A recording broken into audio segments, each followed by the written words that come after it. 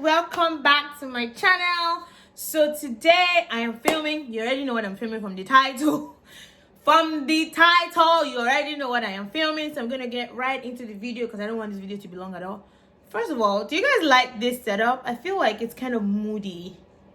Or should I just turn on the light? But I was liking that mood vibe feel. Anyways, to the video.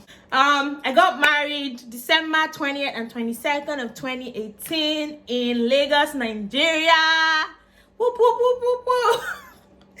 And my sister got married 2015 June in Nigeria too. So I have kind of an idea of weddings in Nigeria. So first things first that I would say is nothing is as it seems. Okay, nothing is as it seems. Nigerians know how to put their best foot forward when it comes to certain things. So I would advise that if you're planning your wedding from the abroad, from the diaspora, if you're planning your wedding from abroad, that you should have at least 20% of doubt when someone tells you something, because Nigerians are known for, branding, making things look good, but sis, when you get back home, it ain't what it is, and that's facts. My sister-in-law was a victim of that. Her tailor did her strong thing. Me and Dan too experienced that. Till today, the guy who did our documentary has still not given us our documentary. Certain things especially when you're planning from abroad, all the research that you have is social media, to be honest. So if you're going to plan your wedding, first things first I would say is give every vendor at least 20% of doubt. 80% might be true. 20, just have that at the back of your mind that maybe they're not that professional as they say they are. Don't trust anybody. My second one is don't trust anybody. Don't trust anyone with money. Don't trust anybody with location.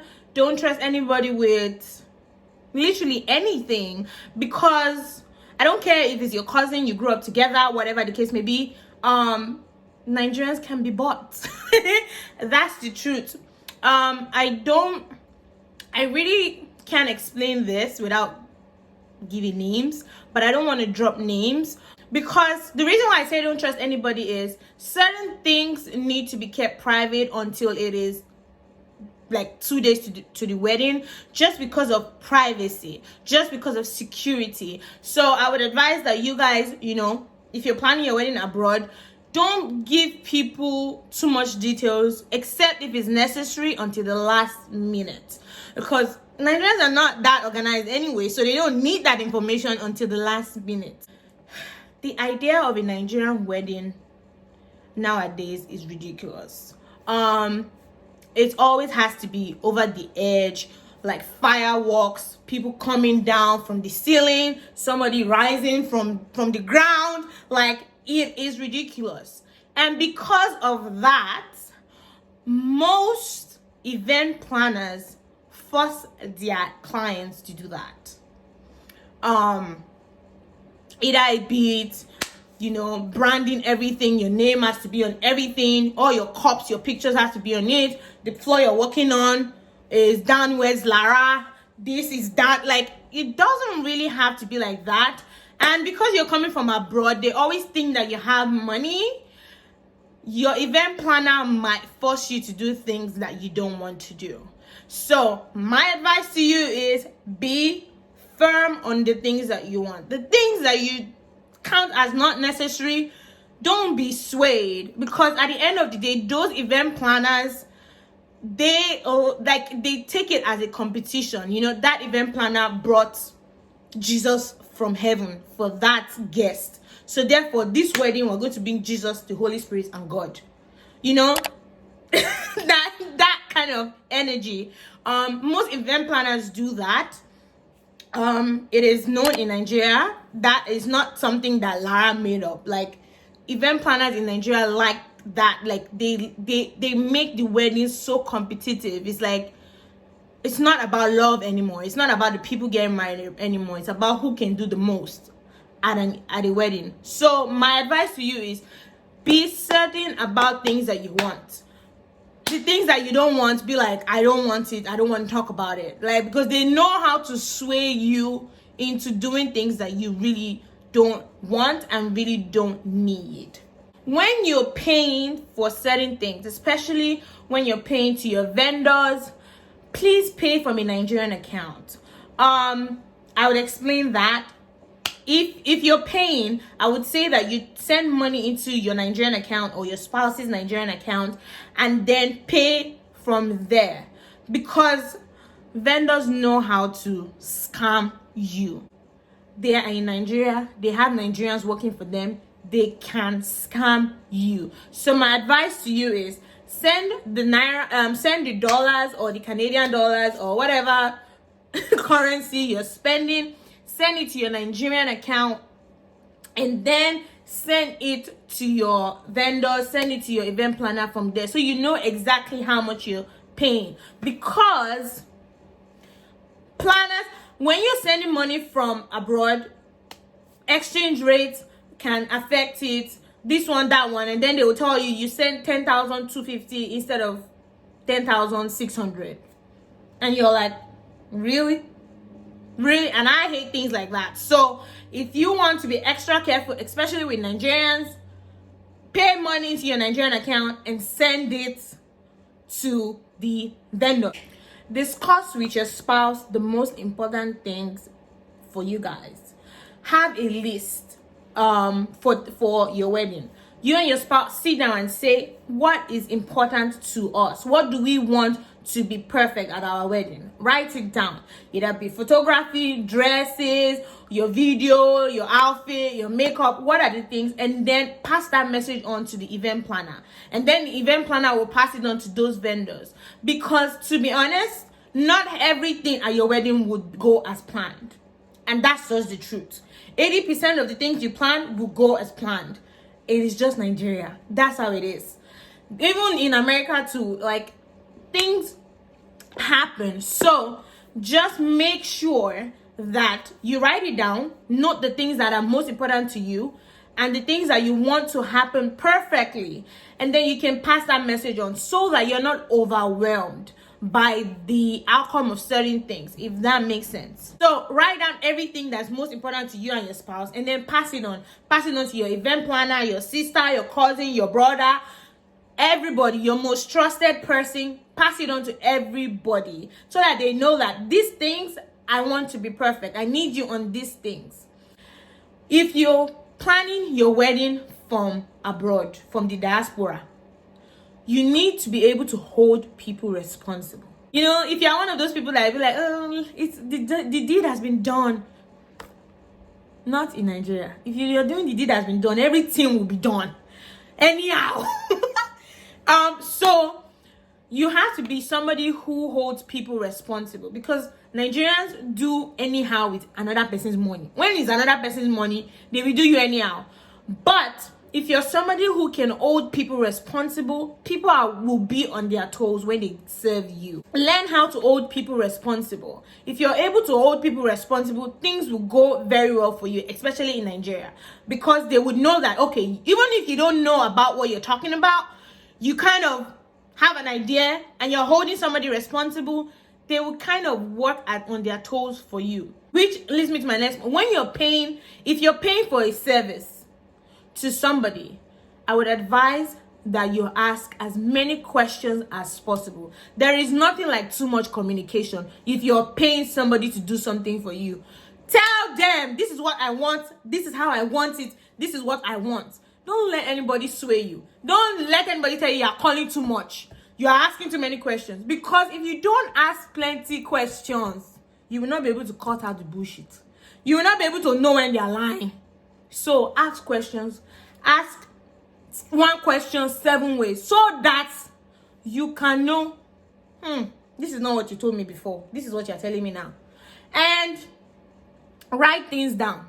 If somebody says this is how much you're going to charge you, write it down. If you negotiated to a particular amount, write everything down in a book.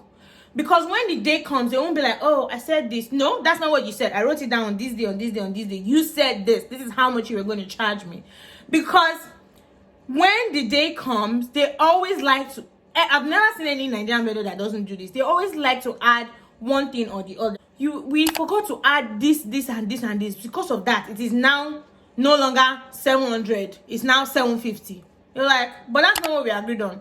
Why need you add all those things before this day? You know, they always like to do that. So just beware. Confirm every service you're paying for. Confirm everything that comes with your package. Confirm the things that you want. If it's included, if it's not included, if it's an extra cost, always confirm. Because when you're done, they will add, minus, subtract, deduct, and you're like, that was not what we agreed on. My next point is transportation. Especially if you're in Lagos. I don't know where your wedding is, but if your wedding is like in Abuja, I don't know. My wedding was in Lagos and I lived in Lagos my entire life. So I can't say for any other state. But if you're going to Nigeria, transportation is a huge deal. So you have to figure that out before you go. If you're going to rent a car, pay for the car before you go. If someone is going to give you a car, make sure the car is ready before you leave. Because when you're going for fittings, when you're going from location to location, you can't wait for Uber. In Nigeria, Uber is a joke. Uber is a joke. Even Taxify is organize how you're going to move from one place to another. Because you might want to be at your fitting at a particular time, and the Uber you're waiting for is like 30 minutes away. Yeah. And sometimes they will cancel on you for no reason. Sometimes they will call you and ask you, like, where are you going? And you tell them, oh, I'm going to the island. And let's say you're on the mainland. They'll be like, oh, I'm sorry, I don't want to go there. Can you cancel? And you're like, are you serious? Like, that's how Uber is. That's how Uber is in Nigeria. When you're looking for vendors, use somebody in Nigeria to contact your vendors. And I say this because Nigerian vendors are very, I don't know how to explain. I don't have words to explain it. When they see a +1 number or a +44 number, their prices go up. And that has happened for almost everybody that I know. Whenever they see that you're not in Nigeria, not using a Nigerian number, everything that was 50,000 before is now 55. Everything that was 65 before is now 70. And that's just it. So my advice would be, tell your event planner or your friend or your cousin, whoever is helping you plan your wedding, to contact your vendors so that you can actually get real prices. Because they be adding unnecessary amount just because they know that you're coming from abroad. It's ridiculous. It is ridiculous. Another advice that I would give is be attentive to details. In terms of either be decoration or your dress or your makeup, be detail oriented, because things will slip off without you knowing. Because on your wedding day, everything is going fast. The day goes very fast, and certain things that you paid for will probably not be there. Certain things that you wanted, you probably forget that you wanted them, so they wouldn't even provide that service. Certain things that you probably were expecting to be done will not be done. But because the day is going so fast, you don't have time to check on everything. So you have somebody that you trust with the list of all the things that you want and all the things that you paid for, so that even though you can't, as a bride or as a groom, you can't go around checking for things, but you have somebody that you trust, and you're like, okay, you have the list of everything that I paid for from this vendor. These are the things that I want done. They go around and they look at it and they make sure that it is done. Because at the end of the day, most times you pay your vendors to do 50 things and they will do 35. And you're like, what happened to the remaining 15? But because it's your wedding day, you can't know. You probably don't know. Then the whole idea of after party. The people that are coming to your wedding, the real people that love you will come to your church and your reception. The people that are coming to eat and don't have an idea of who is doing wedding are coming for after party. There's always a pressure on especially if you have an event planner that does Nigerian weddings, they always have the pressure to pressurize couples for after party. You don't have to have an after party. If you can't afford it, cut it out. You don't have to have an after party. Having an after party is nice, it's cool. You dance. But you don't always have to have an after party. Like, you don't always have to. It would be nice, but you don't have to. And the pressure to have an after party is like so real in Nigeria. Like, even the extra cost of an after party is ridiculous. Because first of all, they want you to change your outfit for an after party.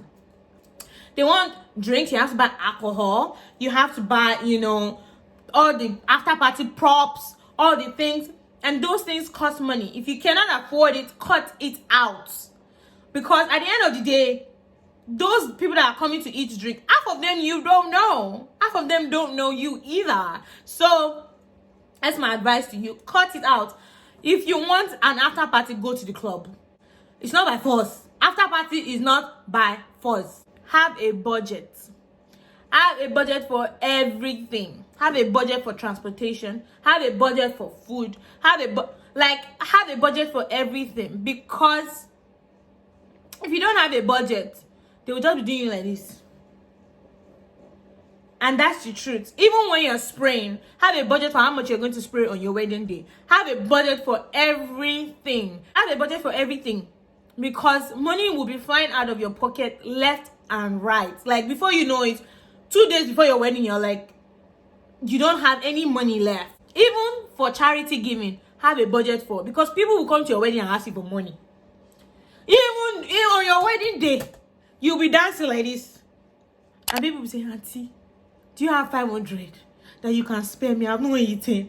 I've not seen you in a long while. Can you give me 500? On your wedding day, people will be asking you for money. Because people don't care that you're coming home to do your wedding.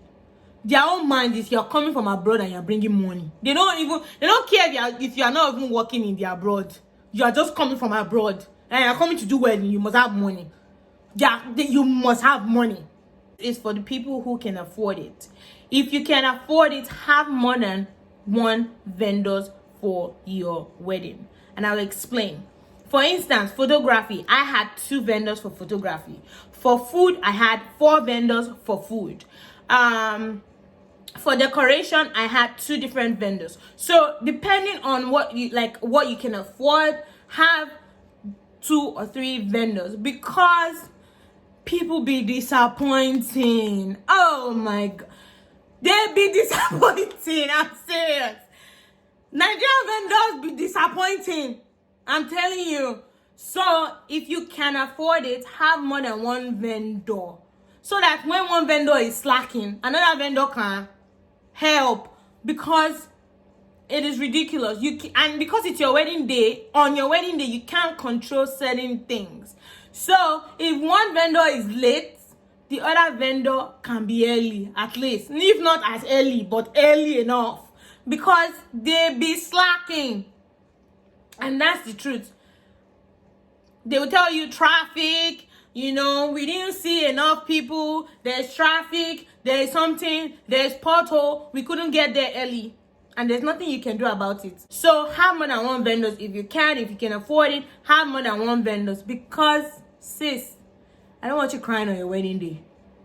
My next point is, don't have too many people when you're getting ready. I know some of you have bridesmaids. I didn't have bridesmaids when I was doing my wedding, and I don't regret having bridesmaids. But if you have bridesmaids, then this might be kind of hard for you. But my advice is, don't have too many people when you're getting ready. Because when conversations are going on, you really don't want to be in that headspace. You want to be clear-minded. You want to be pumped. You want to be in a right space, right energy when you're getting ready. So when news is going back and forth, when someone is on the phone trying to get this person is trying to get that, you don't want to be in that headspace. I don't know for you guys, but for me, those things drive me nuts. 2, 3 people is fine. When it's becoming 4, 5, 6, then that's a lot of people. people can come in and go out, that's fine, but when you're getting ready, it's always good to like clear the hair, like have, you know, a peaceful energy when you're getting ready, because it's your wedding day. You know, you don't want negative energy, you don't want people that are complaining, you know, you don't want people who are, you know, screaming on the phone, all that, you know, it's not needed. Cut them out. Now, your family would not understand certain things that you want. Your family will not agree with certain things that you want.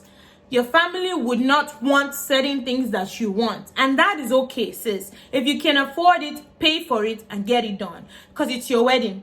It is your wedding. And you are the one living abroad. So you kind of have a different sense of style to what people at home have. So if you can afford the things that you want, have them at your wedding. If you can afford it. If it's your parent paying for your wedding or something, then that's different. But if you can afford it, pay for it, get it done. Because those are the little things that will bring you joy on your wedding day. Your parents, your family member, you really can't control what they do. So I wouldn't say you should bother yourself too much about those things. But if there are certain things that you want or your spouse wants on your wedding day, and you want it and it's like priority to you, you would like this, you like that, just pay for it and get it done. Because those are the little things that you would remember that would make you happy after your wedding. All right, so that's it for the video. If you made it this far, you're the real MVP. And if you're planning your wedding, congratulations. I guess you're engaged, that's why you're planning your wedding. Congratulations, enjoy your day. Don't forget to smile. When the photographers are saying smile, smile. When they're saying sister, laugh, actually enjoy your day, because the day goes by so quickly that you'll be like, is that it? Like, the day is done, like I'm married. Like, the day goes by so quickly. So relax, enjoy your wedding. Congratulations. Thank you for watching my video, and I will see you guys in my next one. Bye.